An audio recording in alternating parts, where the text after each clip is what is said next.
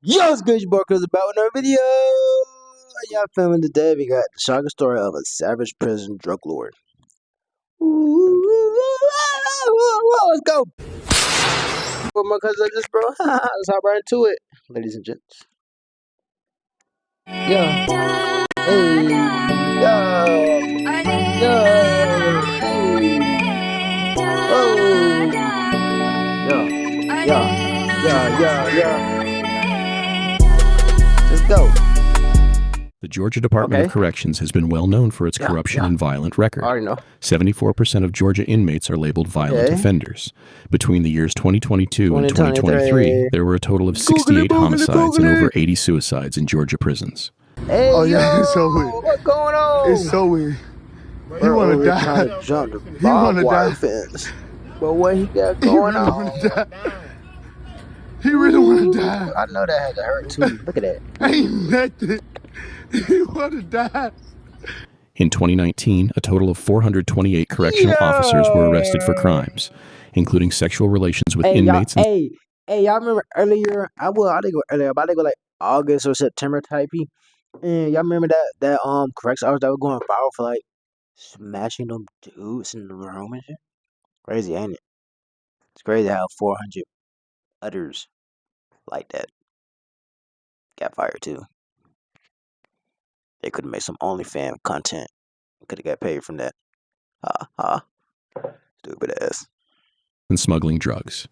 Prison guards would accept bribes from inmates to help pay bills because the starting pay for a prison guard in Georgia is $42,000. Inmates would often pay guards amounts between $2,500 to $10,000 to smuggle in drugs, food, expensive clothes, and cell phones. There was one situation where an inmate serving a 15-year sentence for armed robbery got his hands on a cell phone and impersonated a well-known billionaire. He convinced the bank to wire him $11 million and used the money to buy a $4.4 million house in Atlanta. Yo, imagine getting a phone and then finessing your way into $11 million while being in prison.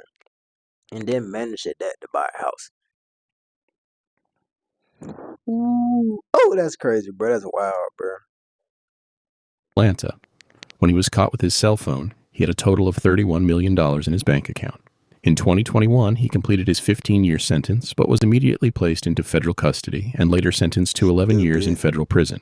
However, this will lead me to a specific story that began at the horrendous Smith State Prison, where murder and corruption are a daily routine. Go. Whoa! Get tied up. Madison? Oh my god. I'm like a little kid. Shut up.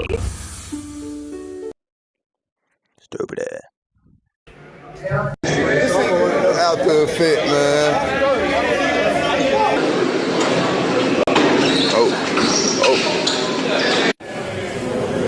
Yeah, she get real in the trenches like that. The Draco is under me. That bitch in my lap now. Come and get him. You think I ain't on point? Run up if you want, shoot this bitch through the window. You hear me? Yeah, I just want that nigga for his phone and his knife. Do shit like that. Look at him roll it back there. Yeah, bitch. In the can with it. Yeah. Freely. Free me. In March of 2019, 24-year-old Nathan Weeks, who had been incarcerated since he was 16, was sentenced to 17 years in 2012 for a string of multiple armed robberies of pizza delivery drivers that he had been committing since he was 14. He would be transferred to Smith State Prison. Weeks eventually met. You robbing pizza delivery dudes? Are you doing it for like a hobby? You let someone who would do some mess like that. And became close friends with fellow inmate Chris Sumlin, who was serving his second prison sentence after being released, but was caught with possession of a firearm and cocaine, resulting in a 9-year sentence. Weeks eventually started a romantic relationship with multiple female prison guards and recruited the prison warden and male prison guards to help kick off his $1 million drug operation from his prison cell. Weeks started to flirt with Officer Jessica Gerling and eventually persuaded her to start bringing in drugs, phones, and designer clothing. He would have her coordinate drone drops to fly over the prison and drop methamphetamine from the drone. Officer Gerling would make over $3,000 for every time she smuggled in contraband, and with that money, she eventually bought a new Mercedes-Benz. In late June 2020, she showed up for a night shift at the prison and was caught with marijuana. As Gerling went through the scanners, something caught the screener's attention. She was strip searched, but nothing was found. When officers searched her car, however, they found a condom stuffed with tobacco. Confronted with that evidence, she admitted she had another condom inside her underwear. It was found to contain a vacuum-sealed bag with 63 grams of marijuana. Gerling may have lost her job, but Weeks kept her on his payroll. She threatened her that if she stopped helping him and his inside organization, then he would kill her and her daughter. Gerling was scared and told Weeks that she wanted to quit, so he told her she could quit after she did one more drop for him. So Weeks hired prison guard Dennis Kraft, who Weeks would nickname Kraft as John Wick, a fictional Hollywood character known as a hitman. Weeks instructed Gerling to meet Kraft just before midnight on June 28, 2021, to give Kraft some drugs. When Kraft met up with Gerling outside her trailer park home, he shot her to death and drove off.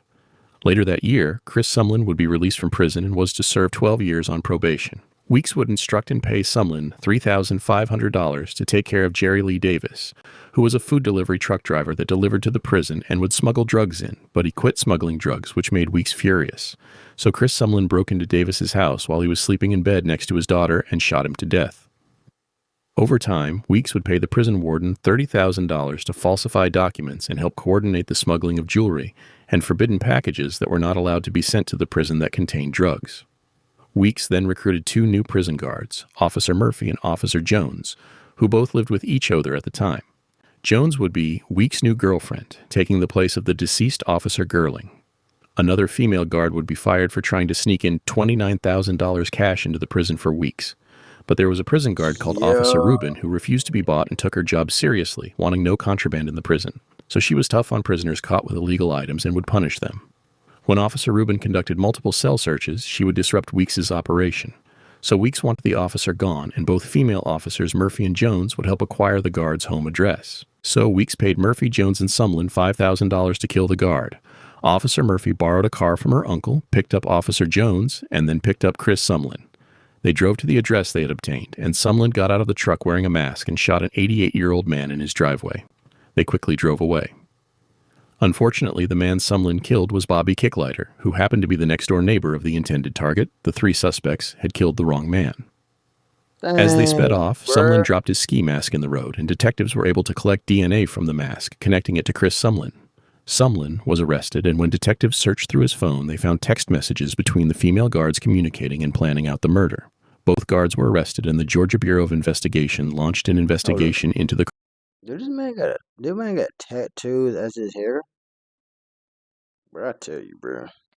corruption within the prison, resulting in the firing and arrest of Warden Brian Adams. Weeks was placed in solitary confinement and also charged with Bobby Kicklighter's death. Sumlin was indicted on multiple charges, including malice murder, felony murder, burglary in the first degree, aggravated assault, possession of a firearm by a convicted felon, possession of a firearm during the commission of a felony, and conspiracy to commit murder. Nathan Weeks, Ariel Murphy, and Keisha Jones were also indicted on similar charges. Sumlin was charged with a total of 10 felony counts. Weeks and Jones were charged with 9 felonies. Murphy was charged with 8 felonies. The indictment stated that the enterprise smuggled in cell phones, narcotics, brand name and luxury clothing, jewelry, weapons, and tobacco. The enterprise utilized Cash App, Venmo, Western Union. Fresh as hell in the hey, bro, fresh as hell in the pen, bro. Hey, yo, he fresh as hell in the pen.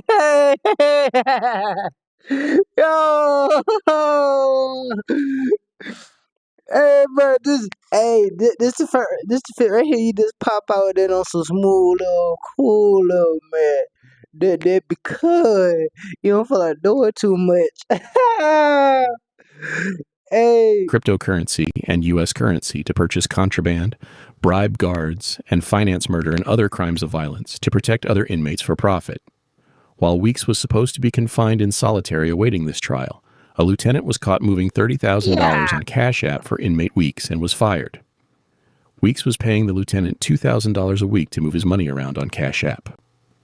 The state of Georgia is currently seeking the death penalty for both Sumlin and Weeks, but the trial has been delayed because Weeks has failed to pay his attorney and claims he has no source of income.